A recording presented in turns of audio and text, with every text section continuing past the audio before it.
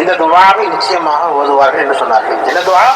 அல்லாஹும்ம ஸய்யிபன் நாஃபியா, யா அல்லாஹ் இந்த மழையை பயனுள்ள மழையாக ஆக்கிருவாயாக என்று நபிகள் நாயகம் ஸல்லல்லாஹு அலைஹி வஸல்லம் அவர்கள் மழை நேரத்தில் இந்த துஆவை ஓதுவார்கள். இந்த ஹதீஸ் புகாரி ஷரீஃபில் ஆயிஷா ரலியல்லாஹு தஆலா அன்ஹா அவர்கள் அறிவிக்கிறார்கள், நபிகள் நாயகம் ஸல்லல்லாஹு அலைஹி வஸல்லம் அவர்கள் மழை பொழியும் பொழுது இந்த துஆவை நிச்சயமாக ஓதுவார்கள் என்று சொன்னார்கள். என்ன துஆ?